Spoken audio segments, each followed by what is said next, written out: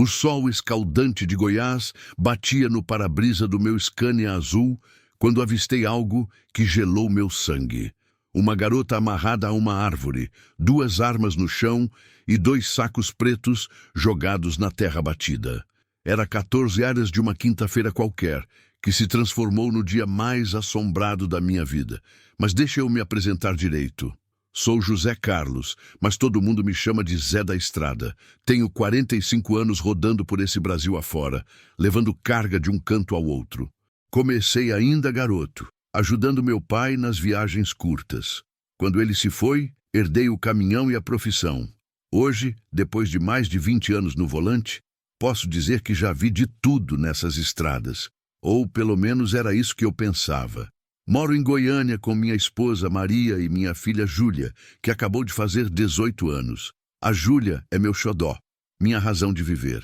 Sempre que saio para uma viagem longa, fico pensando nela, contando os dias para voltar e ver aquele sorriso que ilumina minha casa. Naquele dia fatídico, eu estava voltando de Brasília depois de entregar uma carga de material de construção. Era uma rota que eu conhecia como a palma da mão. Uma estrada de terra que corta o interior goiano, meio isolada, mas que encurta o caminho em quase 2 horas. Sempre passo por ali quando quero chegar mais cedo em casa. O rádio tocava uma música sertaneja qualquer quando resolvi diminuir o volume. Algo no meu instinto de caminhoneiro veterano me dizia que eu precisava ficar atento. É uma coisa estranha que a gente desenvolve depois de tanto tempo na estrada. Uma espécie de sexto sentido que nos avisa quando algo não está certo. Foi então que vi. A princípio pensei que fosse só uma pessoa descansando debaixo daquela árvore gigantesca que fica na curva da estrada. Mas conforme fui me aproximando, diminuindo a marcha, meu coração começou a disparar. Aquela figura estava imóvel demais, numa posição estranha. Parei o caminhão uns 50 metros antes e peguei meu binóculo. O que vi me fez tremer das pernas. Era uma menina. Devia ter uns 18 anos, toda amarrada ao tronco da árvore. Os olhos dela estavam arregalados de terror, e mesmo à distância eu podia ver que ela estava tentando gritar, mas tinha algo tampando sua boca. No chão, 2 pistolas reluziam sob o sol forte, e 2 sacos pretos grandes estavam jogados ali perto, como se alguém tivesse saído correndo e deixado tudo para trás. Minha primeira reação foi ligar o rádio do caminhão e tentar contato com outros motoristas, mas não havia ninguém na frequência. Aquela área sempre foi meio deserta, mas naquele momento a solidão pesava como chumbo no meu peito. Desci do caminhão com as pernas bambas, o coração batendo como um tambor de escola de samba. Cada passo em direção àquela cena me fazia suar mais.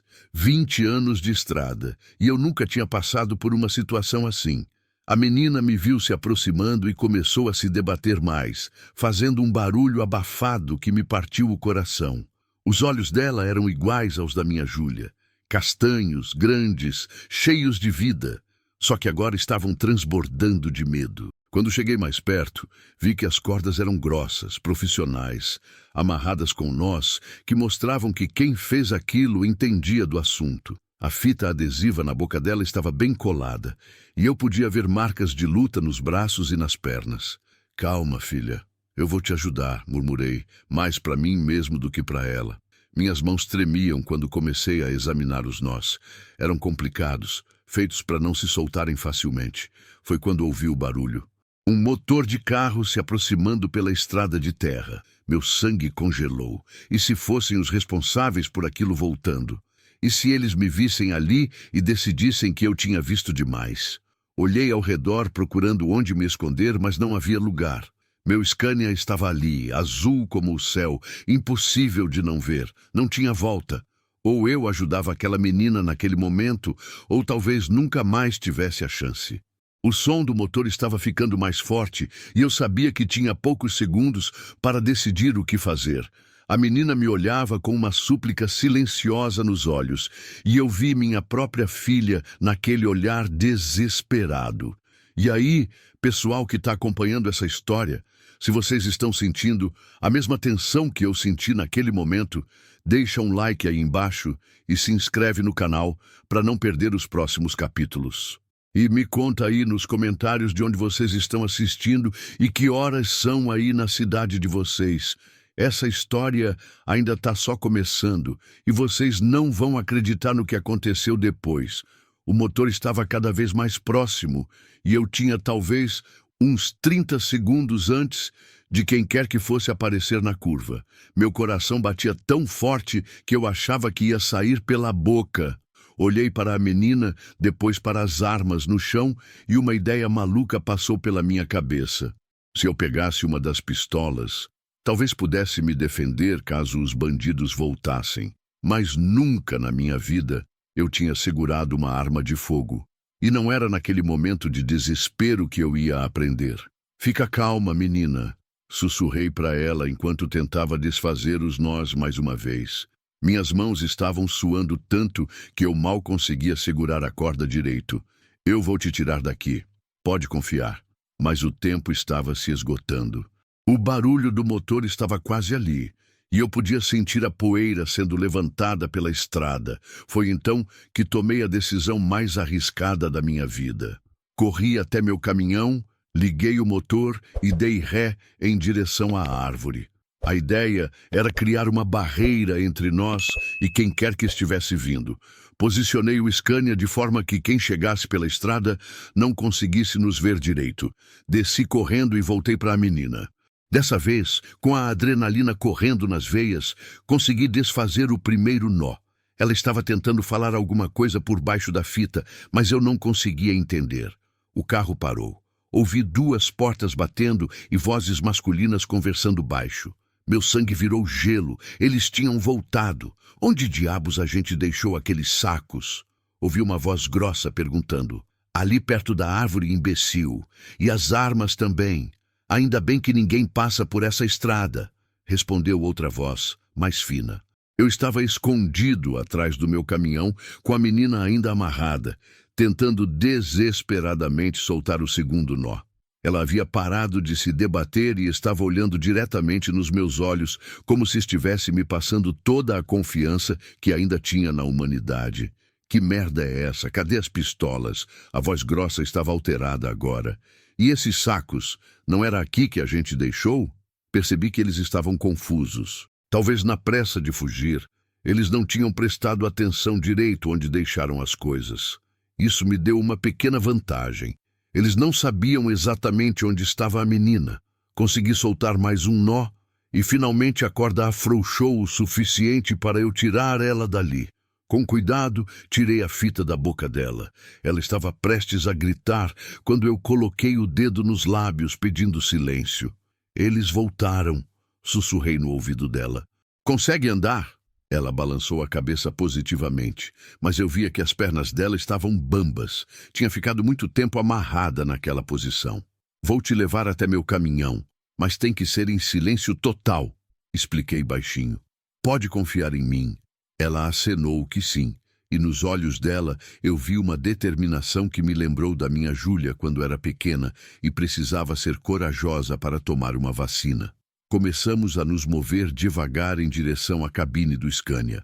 Cada passo parecia fazer um barulho ensurdecedor, embora estivéssemos tentando pisar nas pontas dos pés.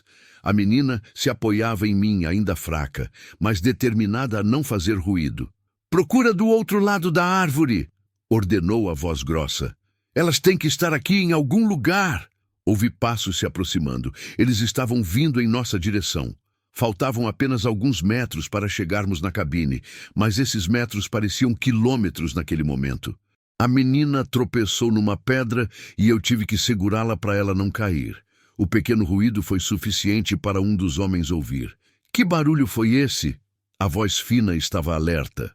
"Deve ter sido algum bicho", respondeu a grossa, mas já não tão convencida. Chegamos na cabine e eu ajudei ela a subir. Minha cabeça estava trabalhando a 1000 por hora. Se eu ligasse o caminhão, eles iriam ouvir e descobrir onde estávamos. Mas se ficássemos ali, era questão de tempo até nos encontrarem. Foi então que olhei no retrovisor e vi uma cena que quase me fez desmaiar. Um dos homens estava contornando meu caminhão, vindo direto em nossa direção. Era um sujeito alto, forte, com uma cicatriz no rosto que mesmo à distância dava para ver. Bingo! Ele gritou para o comparsa. Temos visitas! Não havia mais escolha. Girei a chave, pisei fundo no acelerador e saí derrapando na terra. A menina se agarrou no banco, ainda sem conseguir falar direito. O homem da cicatriz correu atrás do caminhão, mas logo desistiu. No retrovisor, eu via os dois correndo de volta para o carro deles. A perseguição tinha começado. Como você se chama, filha? Perguntei enquanto tentava ganhar velocidade naquela estrada esburacada. Sandra. Ela conseguiu falar pela primeira vez, a voz ainda rouca.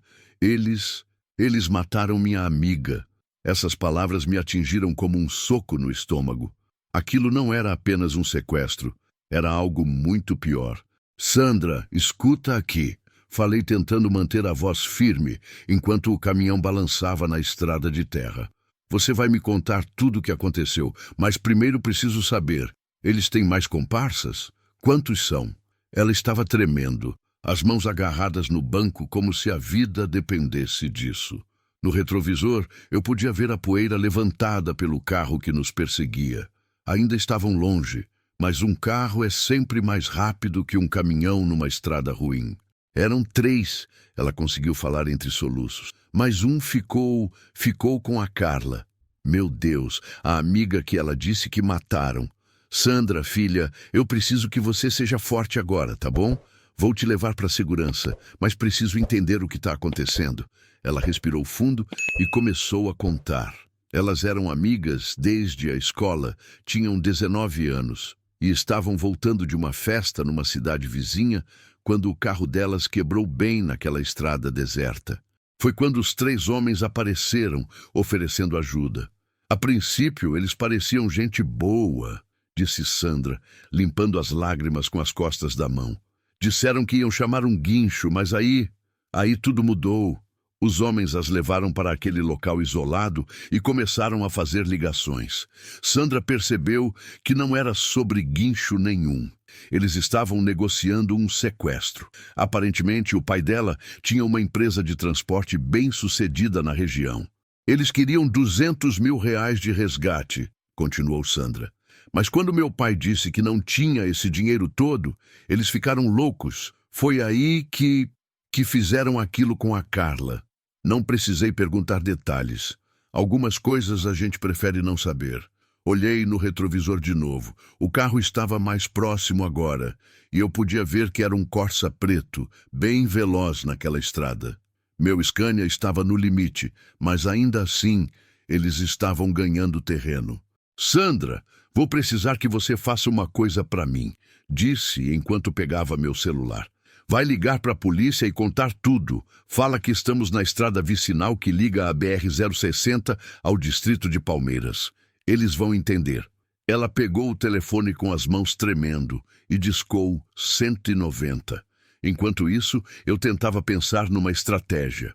Conhecia aquela região como poucos e sabia que em uns 5 quilômetros havia uma bifurcação. Se eu conseguisse chegar lá, poderia tomar um caminho que só caminhoneiro experiente conhece. Alô, polícia! A voz da Sandra estava mais firme agora. Meu nome é Sandra Cristina dos Santos. Fui sequestrada e estou fugindo com um caminhoneiro. Enquanto ela falava com o policial, eu fazia os cálculos na minha cabeça. O Corsa estava uns 200 metros atrás, mas ganhando. A bifurcação estava a talvez 3 quilômetros. Ia ser no sufoco. Foi então que aconteceu algo que eu jamais esquecerei. O carro dos bandidos começou a acelerar descontroladamente, como se quisessem nos alcançar a qualquer custo. Eles estavam perdendo a paciência. Eles estão vindo com tudo! Gritei para Sandra. Segura firme aí! De repente ouvi um barulho que gelou meu sangue. Tiros. Eles estavam atirando no meu caminhão. Uma bala atingiu o vidro traseiro da cabine, despedaçando tudo. Sandra gritou e se abaixou no banco. Outra bala acertou um dos pneus traseiros, mas graças a Deus eu tinha pneu duplo na traseira. O caminhão continuou rodando, mesmo com a direção mais pesada. Sandra, deita no chão, ordenei, e continua falando com a polícia. Ela obedeceu na hora, mas continuou gritando no telefone nossa localização. Eu podia ouvir a voz do policial do outro lado, pedindo para mantermos a calma, que já tinham carros a caminho. Mais tiros. Dessa vez acertaram o espelho retrovisor do lado esquerdo. Vidro voou para todo lado, e eu senti um corte pequeno no rosto. Mas não podia parar. Se parasse, seria o fim para nós dois. A bifurcação estava aparecendo no horizonte. Era minha única chance. O problema é que a curva para entrar na estrada secundária era muito fechada para um caminhão na velocidade que eu estava, mas não tinha escolha. Sandra, vai aí para baixo e se agarra no que conseguir, gritei. Vou fazer uma curva muito brusca. Pisei no freio e ao mesmo tempo virei o volante com tudo que tinha de força. O Scania derrapou na terra, levantando uma nuvem de poeira que encobriu tudo. Por um momento, achei que íamos virar, mas o caminhão aguentou. Quando a poeira baixou, vi que tinha conseguido. Estávamos na estrada secundária e o Corsa tinha passado direto. Eles iam ter que voltar para nos seguir, o que me dava uns minutos preciosos de vantagem. Conseguimos! Gritei para Sandra. Agora é só seguir até a cidade. Mas minha alegria durou pouco. No retrovisor, que ainda funcionava, vi o Corsa fazendo o retorno, e dessa vez eles pareciam ainda mais determinados. A estrada secundária era ainda pior que a primeira, cheia de buracos e curvas, mas eu conhecia cada pedra daquele caminho. Era minha vantagem. Sandra tinha se sentado de novo no banco e estava terminando de falar com a polícia. Quando desligou, me olhou com uma gratidão nos olhos que me emocionou. "Por que você parou para me ajudar?" perguntou ela. "Você nem me conhece." Olhei para ela e vi minha filha Júlia, mesma idade, mesmo jeito de olhar quando estava com medo. "Porque tenho uma filha da sua idade", respondi. "E se fosse ela ali amarrada naquela árvore, ia querer que alguém parasse para ajudar." A estrada secundária parecia uma montanha-russa feita por alguém que tinha raiva de caminhoneiro. Buracos do tamanho de crateras, curvas que apareciam do nada e uma subida que parecia não ter fim. Mas cada pedaço daquele caminho era familiar para mim. Tinha passado ali centenas de vezes ao longo dos anos. Sandra estava um pouco mais calma agora, mas eu via que ela se sobressaltava a cada barulho. Era de se esperar depois do trauma que tinha passado. Tentei manter uma conversa para distrair ela e também para manter minha própria sanidade. "Sua família sabe que você está desaparecida?" perguntei, enquanto negociava uma curva especialmente traiçoeira. "Meu pai deve estar louco de preocupação." Ela respondeu, a voz ainda trêmula. "Eu e a Carla saímos ontem à noite e dissemos que íamos voltar hoje cedo." Ontem à noite. Isso significava que ela tinha passado uma noite inteira nas mãos daqueles criminosos. Não queria nem imaginar o que tinha acontecido. "A polícia vai pegar esses desgraçados", falei, tentando soar mais confiante do que me sentia. "E você vai voltar para casa em segurança." No retrovisor, a poeira levantada pelo Corsa estava visível de novo. Eles tinham entrado na estrada secundária e estavam vindo com tudo. A vantagem que eu tinha conseguido na bifurcação estava diminuindo rapidamente. "Seu Zé", disse Sandra. Ela tinha ouvido quando falei meu nome no rádio. "Tem como ligar para sua família? Avisar que você está bem?" A pergunta me pegou de surpresa. Ali estava uma menina que tinha passado pelo inferno e ela estava preocupada comigo e com minha família. Isso mostrava o tipo de pessoa que ela era. "Daqui a pouco eu ligo", respondi. "Primeiro vou te deixar em segurança." Mas no fundo, eu estava sim preocupado com Maria e Júlia. Se alguma coisa acontecesse comigo, elas iam saber pela televisão, pelo rádio ou talvez pela polícia. A ideia de minha esposa recebendo aquele tipo de notícia me deu um frio na barriga. O Corsa estava se aproximando de novo. Na reta que estávamos percorrendo agora, eles tinham vantagem de velocidade. Precisava chegar na parte mais tortuosa da estrada, onde meu conhecimento do terreno fazia diferença. "Sandra, olha só", falei enquanto apontava uma subida íngreme que começava uns 500 metros à frente. "Daqui a pouco vai ficar bem barra pesada. Eles vão tentar nos alcançar nessa reta, mas na subida é outra história." Ela acenou com a cabeça, mas eu via que estava tensa de novo. Os bandidos tinham voltado a atirar. Eu podia ouvir o barulho dos disparos mesmo com o ronco do motor do caminhão. Foi quando uma bala acertou o pneu dianteiro direito. O volante quase saltou da minha mão com a força do impacto. O caminhão começou a puxar para a direita, direto em direção ao barranco que ficava na beira da estrada. Usei toda a minha experiência de anos de estrada para manter o controle, pisando no freio gradualmente e não deixando o Scania sair da pista. "Não!" gritou Sandra. "A gente não vai conseguir." "Calma, filha", respondi, lutando com o volante. "Já passei coisa pior que essa." Mentira. Nunca tinha passado coisa pior que aquela. Mas não ia deixar o desespero tomar conta. Consegui estabilizar o caminhão, mas agora nossa velocidade tinha diminuído drasticamente. O pneu furado fazia um barulho horrível e eu sabia que não ia aguentar muito mais. O Corsa estava quase em cima de nós quando começamos a subida, e foi aí que minha experiência fez a diferença. Conhecia exatamente onde pisar, como usar a força do motor, onde eram os pontos mais traiçoeiros da subida. Os bandidos, por outro lado, estavam com um carro comum numa estrada que exigia conhecimento técnico. Na primeira curva mais fechada, eles tiveram que diminuir drasticamente a velocidade. "Tá vendo?" falei para Sandra. "Eles podem ter um carro mais rápido, mas não conhecem essa estrada como eu." Na metade da subida, ouvi um barulho que me encheu de esperança. Sirenes. Longe ainda, mas eram sirenes de polícia, sem dúvida. "Escutou isso?" perguntei para Sandra. Ela prestou atenção e abriu um sorriso. O primeiro que vi nela desde que a encontrei amarrada na árvore. "É a polícia!" ela gritou, quase chorando de alívio. Mas ainda não estava na hora de comemorar. O Corsa continuava atrás de nós, e agora eu podia ver pelo retrovisor que o homem da cicatriz estava com a arma para fora da janela, mirando direto na gente. "Abaixa!" gritei. Uma rajada de tiros acertou a traseira do caminhão. Uma das balas atravessou a cabine e saiu pelo para-brisa, deixando um buraco redondo no vidro. Por poucos centímetros não acertou minha cabeça. O som das sirenes estava mais próximo agora. Pelos cálculos que fazia na cabeça, a polícia devia estar subindo a estrada principal, a mesma que nós tínhamos abandonado na bifurcação. Se eu conseguisse chegar até lá... "Sandra, precisamos segurar mais um pouquinho", falei.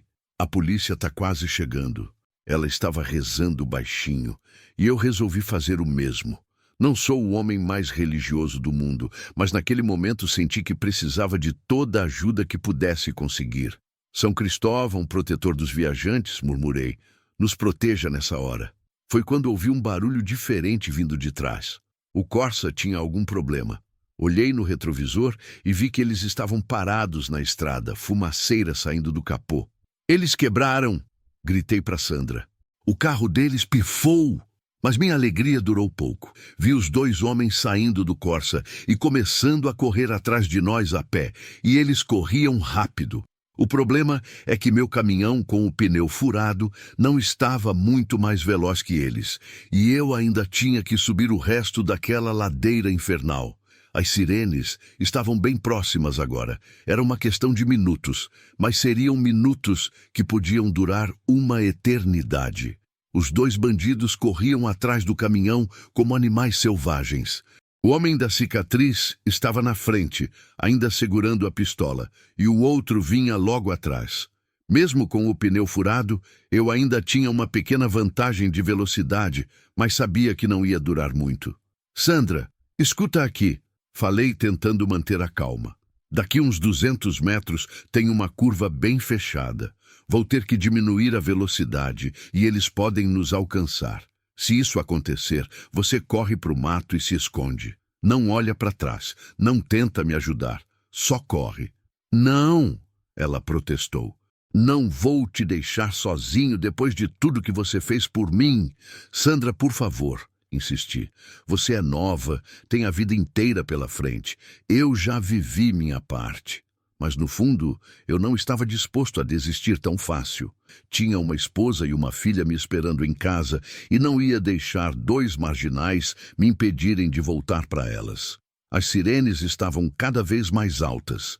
Calculei que a polícia devia estar chegando na bifurcação naquele momento. Se eu conseguisse aguentar mais alguns minutos, o homem da cicatriz estava quase alcançando a traseira do caminhão. Ele corria e atirava ao mesmo tempo, errando na maioria dos disparos, mas alguns acertavam o caminhão. Uma bala passou raspando no meu ouvido e se alojou no teto da cabine. "Para essa carroça aí, caminhoneiro!" gritou ele. "Vocês não têm para onde correr!" Foi quando tive uma ideia que poderia dar certo ou nos matar no processo. Lembrei que uns 50 metros à frente tinha uma curva seguida de uma descida bem íngreme. Se eu conseguisse fazer a curva em velocidade e começar a descer, talvez conseguisse deixar os bandidos para trás.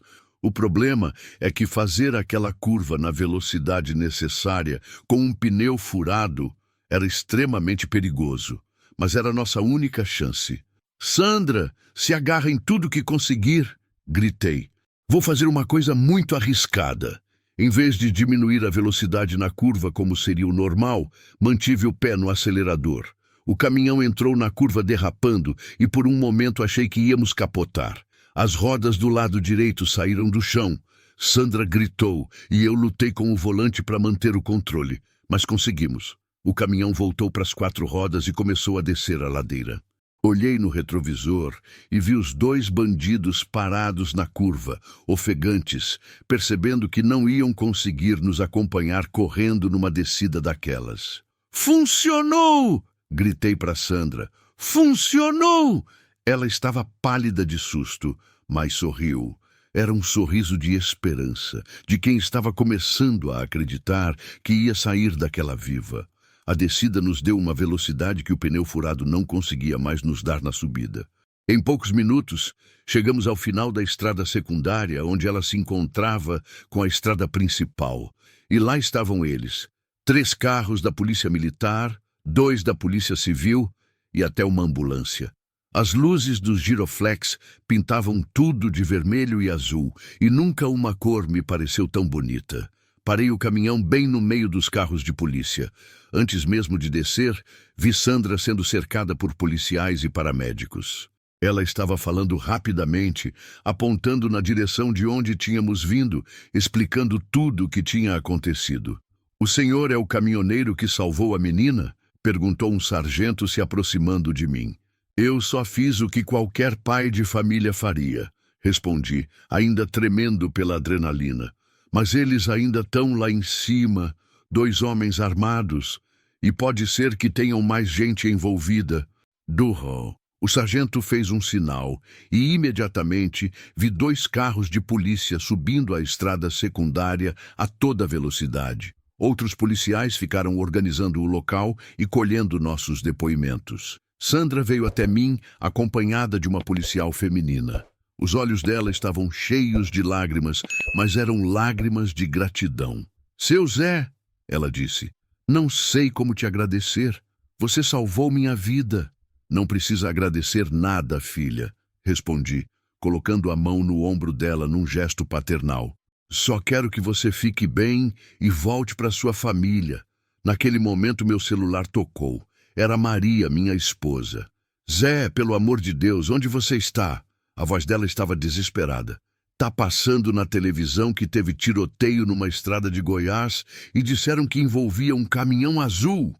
"Calma, amor", falei, me afastando um pouco do movimento dos policiais. "Estou bem, estou vivo. Já te explico tudo quando chegar em casa." "Zé, você me promete que tá bem? A Júlia tá aqui do meu lado chorando de preocupação." "Passa o telefone para ela", pedi. "Papai!" A voz da minha filha soou como música nos meus ouvidos. "Papai, eu tava com tanto medo."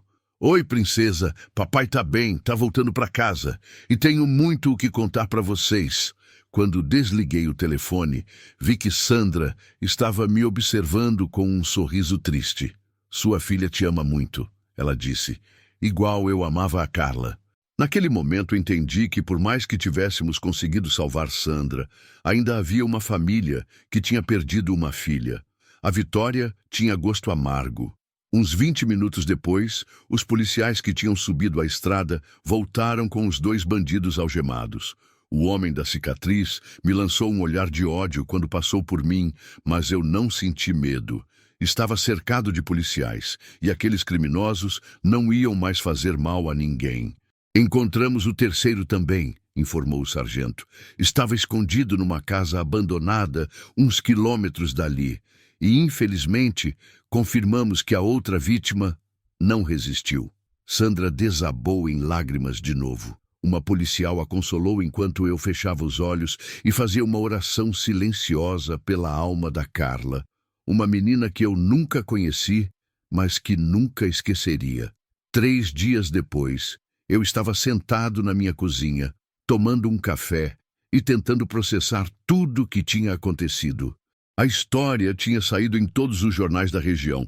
Caminhoneiro herói salva jovem de sequestro. Mas eu não me sentia como herói. Ainda acordava de madrugada pensando na Sandra amarrada naquela árvore, nos tiros, na correria.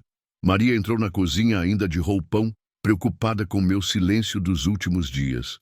Zé, você mal tocou no café, ela disse, sentando ao meu lado. Tá pensando nela de novo, né? É que não sai da minha cabeça, mulher, confessei. E se eu não tivesse parado? E se tivesse passado direto, pensando na minha própria segurança? Mas você parou, ela respondeu, pegando minha mão. E por causa disso, uma menina tá viva hoje. Júlia apareceu na porta da cozinha, ainda em pijama. Desde o acontecido, ela não saía muito do meu lado. O susto de quase perder o pai tinha mexido com ela. Pai, a Sandra ligou de novo, disse ela mostrando meu celular. Quer saber se pode vir aqui em casa te ver. Sandra tinha ligado todos os dias desde o ocorrido. Primeiro para saber como eu estava, depois para contar como estava sendo o processo de recuperação dela.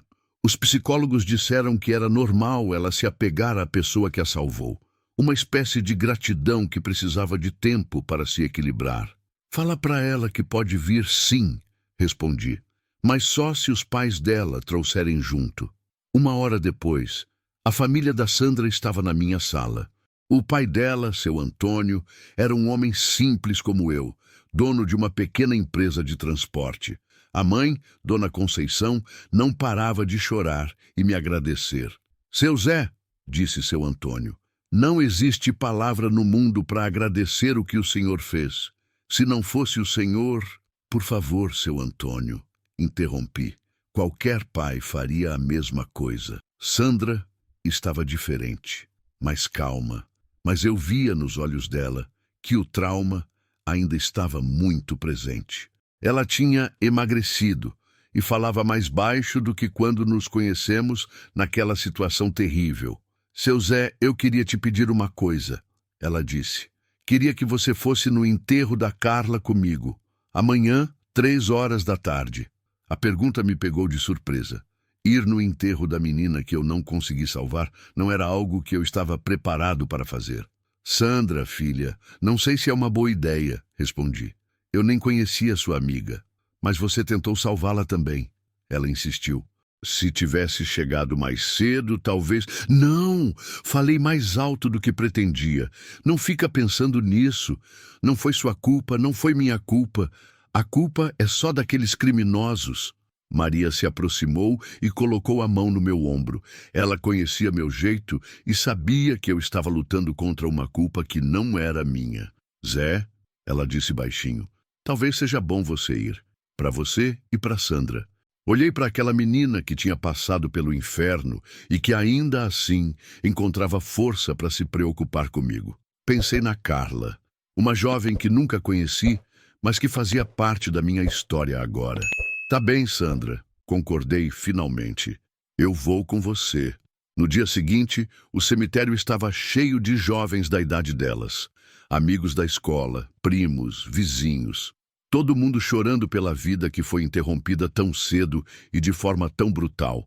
Durante a cerimônia, a mãe da Carla veio falar comigo. Era uma mulher pequena, destruída pela dor, mas que ainda assim encontrou forças para me agradecer.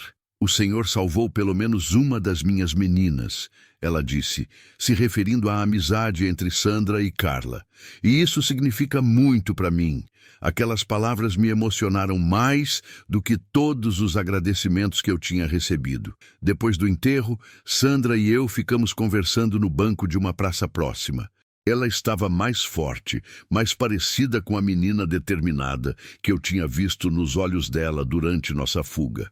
Seu Zé, decidiu o que vai fazer agora? Ela perguntou. Como assim? Vai continuar viajando? Depois de tudo isso? A pergunta me fez pensar. Durante aqueles 3 dias, Maria tinha sugerido várias vezes que eu parasse de viajar, que arranjasse um emprego na cidade. Mas a estrada sempre foi minha vida. Sabe de uma coisa, Sandra? Acho que vou continuar sim. Porque se eu parar, é como se deixasse o medo ganhar. E depois de tudo que passamos, acho que não podemos deixar o medo vencer, não é? Ela sorriu. Um sorriso genuíno, o primeiro que eu via nela desde que a encontrei. É verdade, concordou. A gente não pode deixar o medo ganhar. Naquele momento, soube que, apesar do trauma, Sandra ia ficar bem. Era uma menina forte, com uma família que a amava e amigos que iam ajudá-la a superar aquela provação. E eu também sabia que ia ficar bem. Porque tinha feito a coisa certa no momento certo, e isso era algo que ninguém podia tirar de mim. 2 semanas depois do acontecimento, estava de volta à estrada. Maria não gostou muito da ideia, mas entendeu quando expliquei que ficar parado em casa só piorava os pesadelos. Precisava voltar ao volante para provar a mim mesmo que ainda conseguia fazer o que sempre fiz. Meu Scania azul estava tinindo de novo. O seguro cobriu todos os danos, vidros novos, pneus novos, até uma pintura para cobrir as marcas dos tiros.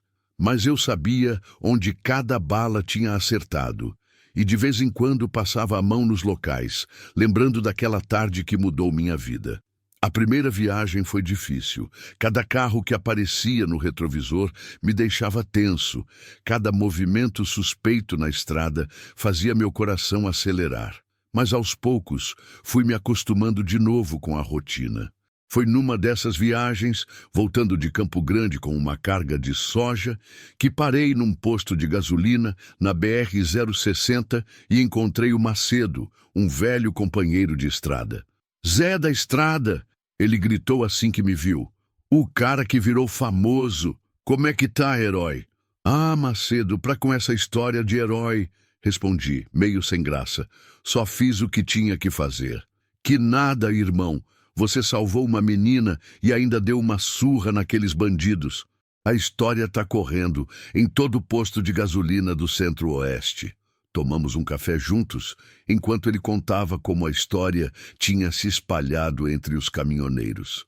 Segundo Macedo, eu tinha virado uma espécie de lenda nas rodas de conversa dos postos. Sabe que tem muito caminhoneiro por aí mudando a rota para passar naquela estrada onde você encontrou a menina? Ele contou. Querem ver o local com os próprios olhos. A informação me incomodou um pouco. Não queria que aquele lugar se tornasse um ponto turístico mórbido. Era um local onde uma menina tinha morrido e outra tinha passado pelo inferno. Macedo, faz um favor para mim, pedi. Quando você for conversando com a galera, lembra eles que ali morreu uma jovem. Não é lugar para curiosidade, é lugar para respeito. Ele concordou, entendendo minha preocupação. Durante essa conversa, meu celular tocou. Era Sandra. Oi, seu Zé, como você tá? Oi, filha, tô bem, voltando de viagem. E você, como andam as coisas? Tô melhorando a cada dia. Comecei a fazer terapia como você sugeriu e queria te contar uma novidade. Conta aí. Resolvi mudar de curso na faculdade. Estava fazendo administração, mas agora quero fazer psicologia. Quero ajudar outras pessoas que passaram por traumas como o meu. Aquelas palavras me encheram de orgulho. Sandra estava transformando sua dor em força para ajudar outros. Que orgulho de você, menina. Tenho certeza que vai ser uma excelente psicóloga. É por sua causa, seu Zé. Você me ensinou que a gente pode fazer a diferença na vida das pessoas, mesmo sem conhecer elas. Depois que desliguei, Macedo me olhou com um sorriso. Essa menina te adotou, né? Acho que sim, respondi, sorrindo também. E sabe de uma coisa? Não me incomoda, não. Ela me lembra que ainda existe bondade no mundo. Terminei o café, me despedi do Macedo e voltei para a estrada. Mas dessa vez, o peso no peito tinha diminuído um pouco. Sandra estava se recuperando, estava encontrando um propósito na vida dela, e isso significava que todo o trauma tinha valido a pena. Algumas horas depois, quando o sol estava se pondo e eu procurava um lugar para passar a noite, aconteceu algo que me fez sorrir pela primeira vez em semanas. Vi um carro parado na berma da estrada, com o pisca-alerta ligado. Era uma família, pai, mãe e 2 filhos pequenos. O homem estava do lado de fora, olhando para o pneu furado com cara de desespero. Normalmente, eu pararia para ajudar. Sempre fiz isso. Mas depois do que aconteceu com Sandra, uma voz na minha cabeça dizia para não me meter. E se fosse uma armadilha? E se fossem bandidos fingindo estar com problemas? Passei direto, mas uns 500 metros à frente, parei o caminhão na berma e fiquei pensando. Olhei no retrovisor e vi a família ainda lá. O homem agora tentando trocar o pneu sozinho, enquanto as crianças choravam no carro. Zé da Estrada, falei comigo mesmo, se você começar a desconfiar de todo mundo, eles ganharam, os bandidos ganharam. Dei ré e voltei até onde a família estava. Precisa de ajuda, amigo? Perguntei, descendo do caminhão. O rosto do homem se iluminou de alívio. Nossa, muito obrigado. Não consigo soltar esses parafusos. Ajudei ele a trocar o pneu e, durante o processo, soube que eram de Brasília e estavam indo visitar a família no interior de Minas. Gente boa, trabalhadora, que tinha dado azar na estrada. Como posso te agradecer? Perguntou o homem quando terminamos. Não precisa agradecer nada, respondi. Um dia você faz o mesmo por outra pessoa. Quando voltei para o caminhão, me senti melhor do que tinha me sentido em semanas. Tinha ajudado uma família, tinha superado meu medo e tinha provado a mim mesmo que ainda era o mesmo Zé da estrada de sempre. Aquela noite, parei num posto próximo e liguei para casa. Maria, amor, queria te contar uma coisa. 3 meses após o acontecimento, eu estava numa transportadora em Anápolis, negociando uma carga para Belém, quando um homem se aproximou de mim. Era magro, alto, com uns 50 anos, e tinha uma expressão séria no rosto. O senhor é o José Carlos, o caminhoneiro que salvou aquela menina? Perguntou ele. Nos últimos tempos, tinha virado meio comum pessoas me reconhecerem. A história tinha rodado bastante e minha foto tinha saído nos jornais locais. Sou sim, respondi, mas prefiro não ficar falando muito sobre isso. Sabe como é? Eu entendo perfeitamente, ele disse estendendo a mão. Meu nome é Roberto, sou pai da Carla. Senti como se tivesse levado um soco no estômago. Carla, a menina que eu não consegui salvar, a amiga da Sandra que foi assassinada pelos criminosos. Senhor Roberto, comecei a falar, mas ele me interrompeu. Por favor, me deixa terminar, ele pediu. Eu não vim aqui te culpar por nada. Vim te agradecer. Me agradecer? Perguntei confuso. Pelo que o senhor fez pela Sandra. Ela era como uma segunda filha para mim, e se não fosse o senhor, eu teria perdido as 2 meninas naquele dia. Roberto me contou que conhecia a Sandra desde pequena, que ela e Carla eram inseparáveis desde a escola. Disse que depois do acontecimento, Sandra tinha ido visitá-lo várias vezes e que, conversando com ela, ele conseguiu entender melhor os últimos momentos da filha. Sandra me contou que a Carla falou sobre o senhor, ele continuou. Quando elas viram seu caminhão parar, a Carla disse para Sandra, esse aí parece ser gente boa, talvez ele nos ajude. Foram quase as últimas palavras dela. Lágrimas começaram a correr pelo meu rosto sem que eu conseguisse controlar. Imaginar aquela menina, nas últimas horas de vida, ainda tendo esperança na bondade das pessoas, me partiu o coração. Senhor Roberto, Eu queria tanto ter chegado mais cedo. Não, ele disse firmemente. Não quero ouvir isso. O senhor fez o possível e salvou pelo menos uma delas. Isso já é mais do que qualquer pessoa poderia pedir. Conversamos por quase uma hora ali no pátio da transportadora. Roberto me contou sobre Carla, como ela queria ser professora, como adorava crianças, como tinha planos de viajar pelo mundo. Falou também sobre como estava lidando com a perda, sobre o apoio da família e dos amigos. Sabe qual foi a coisa mais difícil? Ele perguntou. Não foi aceitar que ela se foi aceitar que o mundo continua sendo um lugar bom, apesar de ter gente má nele. Aquelas palavras me marcaram profundamente. Roberto tinha perdido a filha da pior forma possível e, mesmo assim, ainda acreditava na bondade das pessoas. O Senhor me ensinou isso, ele continuou. Quando soube da sua história, quando vi que ainda existe gente como o Senhor no mundo, consegui continuar acreditando. Quando nos despedimos, Roberto me deu um abraço apertado e disse algo que eu nunca esqueci. Obrigado por me devolver a fé na humanidade. Naquela semana, ainda mexido pelo encontro com Roberto, recebi uma ligação da Sandra. Seu Zé tem uma surpresa para você, ela disse animada. Pode vir aqui em casa no domingo? Claro, filha, mas que surpresa é essa? Ah, você vai ver. No domingo, quando cheguei na casa da Sandra, encontrei uma festa pequena, mas emocionante. Estavam lá os pais dela, alguns amigos da faculdade e, para minha surpresa, Roberto, o pai da Carla. Surpresa! Gritou Sandra. Hoje faço 6 meses que comecei o curso de psicologia e queria comemorar com as pessoas mais importantes da minha vida. Durante a festa, Sandra fez um pequeno discurso que me emocionou. Há alguns meses, eu passei pela pior experiência da minha vida. Ela começou. Perdi minha melhor amiga, passei por um trauma terrível e achei que nunca mais ia conseguir confiar nas pessoas. Mas este homem aqui, ela apontou para mim, me mostrou que ainda existe bondade no mundo e o Sr. Roberto me ensinou que é possível transformar a dor em algo positivo.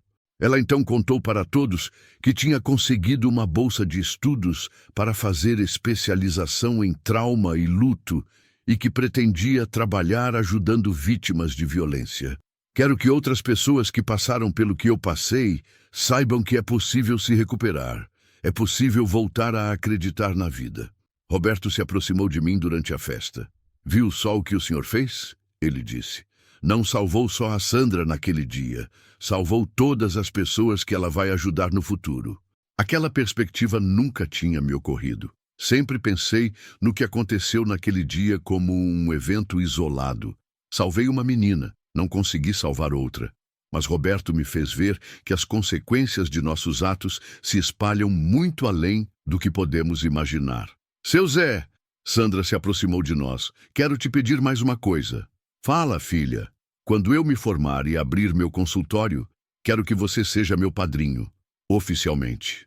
Olhei para aquela menina que eu tinha encontrado amarrada numa árvore, aterrorizada e sem esperança, e que agora estava cheia de planos e determinação para ajudar outras pessoas. Olhei para Roberto, um pai que tinha perdido tudo, mas ainda assim encontrava forças para agradecer.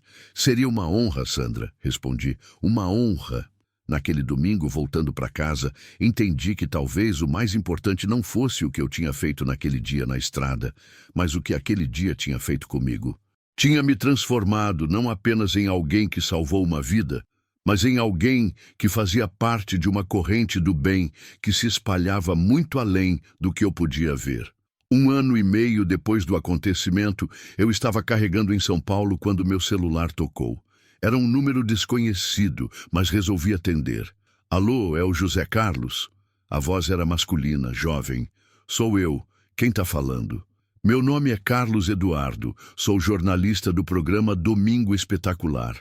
Queria saber se o senhor toparia dar uma entrevista sobre aquela história da menina que o senhor salvou. Já tinha recebido vários convites parecidos ao longo daqueles meses, mas sempre recusava. Não me sentia confortável sendo tratado como herói na televisão.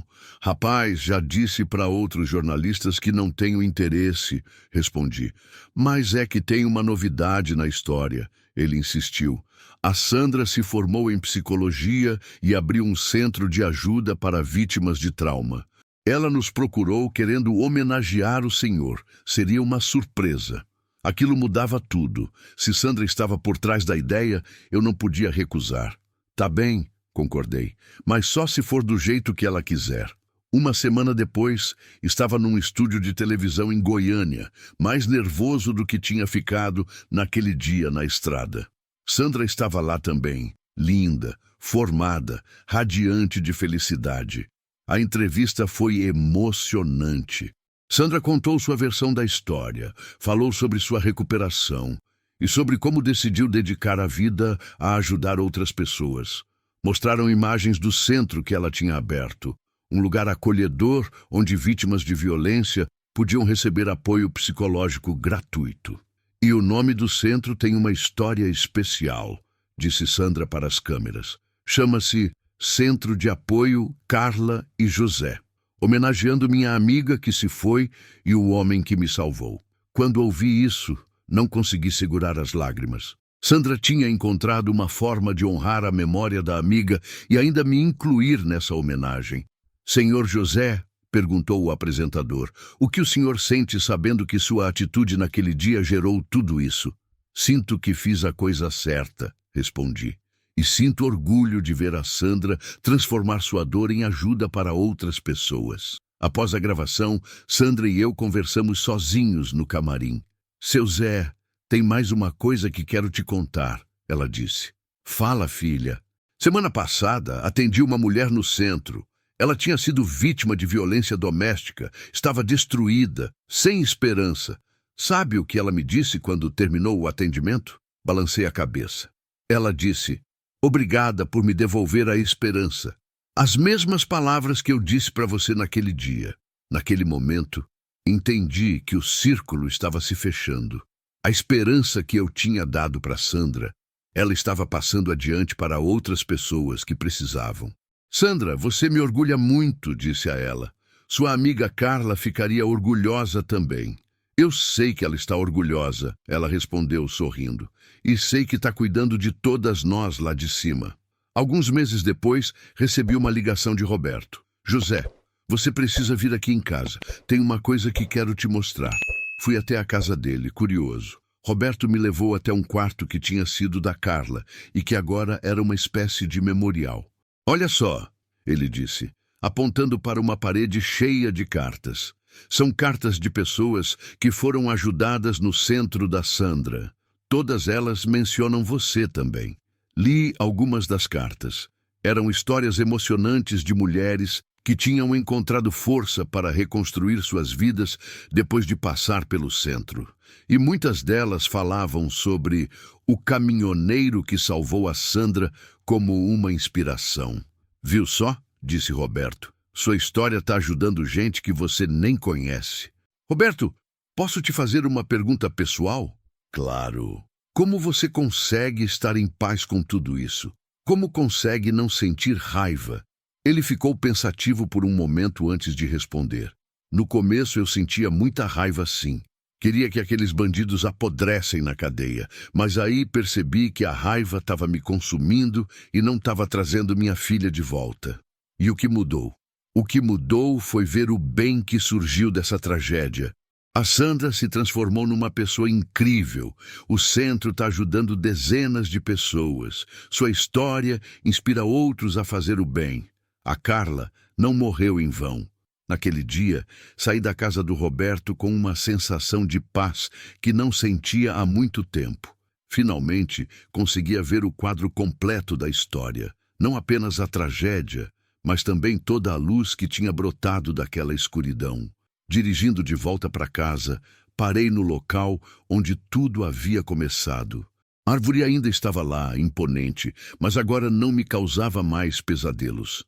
Era apenas uma árvore numa estrada de terra, testemunha silenciosa de um dia que mudou várias vidas. Encostei o caminhão e fiquei alguns minutos ali, em silêncio, Pensei na Sandra, no Roberto, na Carla, em todas as pessoas que estavam sendo ajudadas no centro. Pensei na minha família, que tinha me apoiado durante todo esse processo. Obrigado, murmurei, não sabendo bem para quem estava falando. Obrigado por ter me dado a chance de fazer a diferença.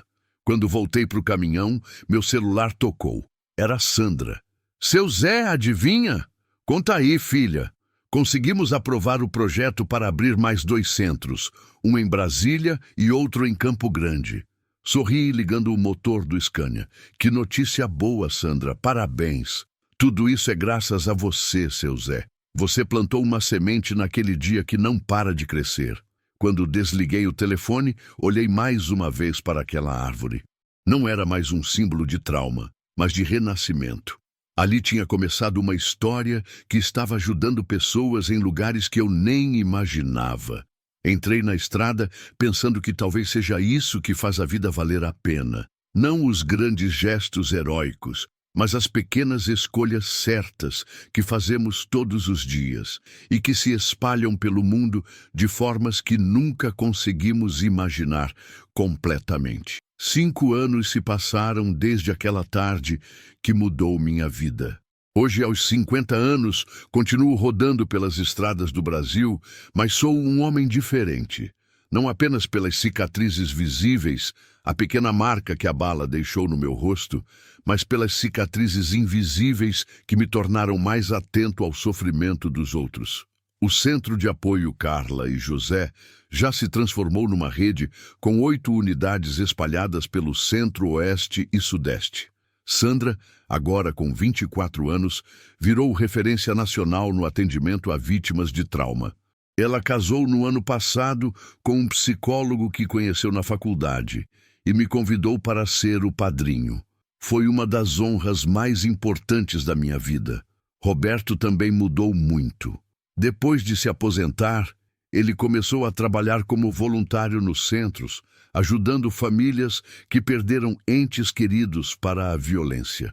Diz que encontrou sua missão de vida: transformar a dor em ajuda para outros pais que passam pelo mesmo que ele passou. Minha família também se transformou com essa história. Julian, hoje com 23 anos, decidiu cursar Direito e quer se especializar em direitos das vítimas. Diz que foi inspirada pela história da Sandra. Maria continua sendo meu porto seguro, mas agora ela entende que minha profissão não é apenas levar carga de um lugar para o outro, é estar disponível para ajudar quem precisa. Na semana passada, algo aconteceu que me fez refletir sobre o quanto nossa história ainda ecoa pelo mundo. Estava num posto na BR-153, tomando um café, quando um jovem caminhoneiro se aproximou de mim. "O senhor é o Zé da Estrada, né?" Ele perguntou. "Sou sim, e você é?" "Marcelo, tenho 28 anos, 2 anos de estrada. Queria te contar uma coisa." Ele se sentou na mesa comigo e contou sua história. Disse que tinha visto minha entrevista na televisão quando ainda era ajudante de caminhão e que aquilo tinha mudado sua perspectiva sobre a profissão. "Antes eu pensava que caminhoneiro era só para levar carga", ele disse. "Depois da sua história, entendi que a gente é muito mais que isso. A gente é guardião das estradas." Marcelo me contou que no mês anterior tinha ajudado uma família cujo carro tinha capotado numa estrada vicinal no Mato Grosso. Em vez de apenas chamar o resgate e seguir viagem, ele ficou com eles até a ambulância chegar, consolou as crianças que estavam assustadas e ainda acompanhou a família até o hospital. "Se não fosse sua história, seu Zé, talvez eu tivesse só ligado para o SAMU e seguido viagem", ele confessou. "Mas lembrei do que o senhor fez pela Sandra e pensei, e se fosse minha família ali?" Aquilo me emocionou profundamente. Perceber que nossa história estava inspirando outros caminhoneiros a serem mais solidários era algo que eu nunca tinha imaginado. "Marcelo, você fez a coisa certa", disse a ele. "E tenho certeza que aquela família nunca vai esquecer sua bondade." "Pois é, seu Zé. E sabe o que é mais legal? Ontem mesmo, numa conversa no rádio, outro colega contou que ajudou uma mulher com problema no carro, porque lembrou da sua história. Acho que está virando uma corrente. Uma corrente. Essa palavra ficou ecoando na minha cabeça durante toda a viagem de volta para casa. Será que realmente nossa história estava criando uma corrente de bondade entre os caminhoneiros? A resposta veio algumas semanas depois, quando recebi um convite inesperado. A Confederação Nacional do Transporte queria me homenagear no Dia Nacional do Caminhoneiro e também queria lançar uma campanha chamada Guardiões da Estrada, inspirada na nossa história. No evento, realizado em Brasília, conheci dezenas de caminhoneiros que tinham histórias parecidas com a minha. Não eram histórias de sequestro, mas de pessoas que tinham parado para ajudar outros motoristas, que tinham socorrido vítimas de acidentes, que tinham sido anjos da guarda para quem precisava. A profissão de caminhoneiro sempre foi sobre muito mais do que transportar mercadorias, disse o presidente da CNT durante o discurso. Vocês são os guardiões das nossas estradas, os anjos que aparecem quando alguém mais precisa. Durante minha fala no evento, tentei transmitir a mensagem que carrego no coração desde aquele dia. Pessoal, eu não fiz nada de extraordinário naquele dia. Só fiz o que qualquer um de vocês faria. Vi alguém precisando de ajuda e parei. A diferença é que nossa profissão nos coloca na posição certa, no momento certo, para fazer a diferença na vida das pessoas. Após o evento, Sandra, que estava na plateia, subiu ao palco para me surpreender mais uma vez. Seu Zé, tenho uma notícia para dar, ela disse no microfone. Acabamos de conseguir aprovação para criar a primeira graduação em Psicologia do Trauma, em parceria com a Universidade Federal de Goiás. E o programa vai se chamar Programa José Carlos, o caminhoneiro que me ensinou que sempre há esperança. As lágrimas rolaram pelo meu rosto sem que eu pudesse controlar. Ver meu nome sendo usado para formar profissionais que iam ajudar outras pessoas era uma honra maior do que qualquer prêmio. Naquela noite, no hotel em Brasília, liguei para Maria para contar sobre o evento. Zé, você percebe o que aconteceu? Ela disse. Aquele momento terrível se transformou numa das maiores bênçãos das nossas vidas. Ela tinha razão. O que começou como um pesadelo tinha se tornado numa fonte de luz para centenas de pessoas.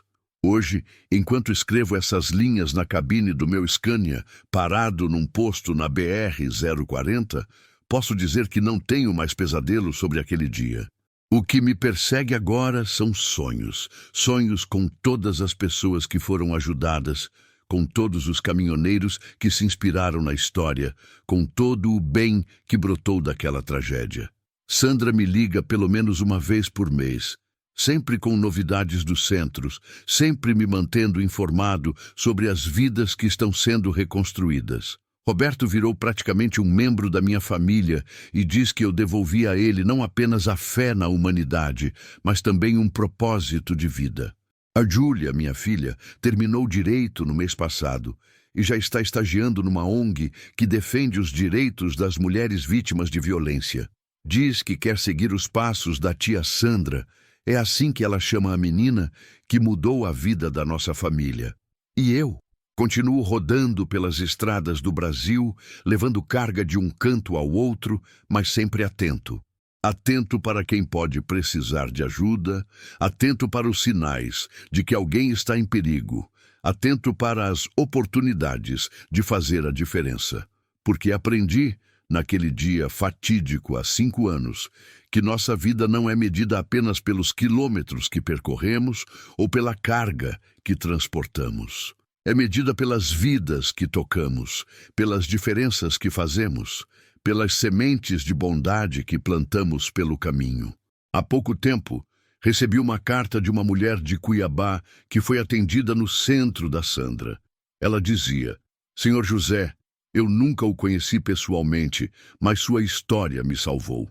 Quando estava no fundo do poço, sem esperança, a psicóloga me contou sobre o caminhoneiro que salvou uma menina numa estrada de Goiás. Me contou que se um estranho foi capaz de arriscar a vida por alguém que nem conhecia, então ainda havia bondade no mundo. Sua história me deu forças para continuar lutando. Essa carta me fez entender que o legado daquele dia vai muito além do que posso imaginar. Cada pessoa ajudada por Sandra pode ajudar outras pessoas. Cada caminhoneiro inspirado pela nossa história pode salvar outras vidas.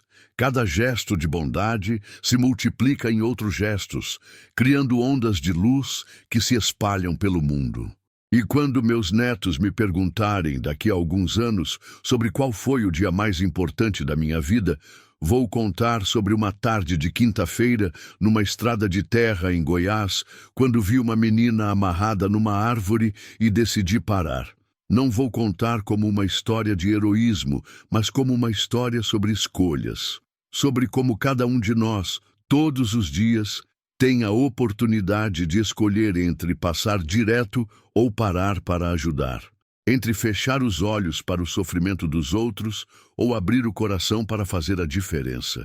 E vou dizer a eles o que aprendi naqueles momentos de terror e de esperança. Que não importa quão escura pareça ser a estrada, sempre há uma luz no final do túnel. Às vezes, essa luz somos nós mesmos, dispostos a iluminar o caminho para quem precisa.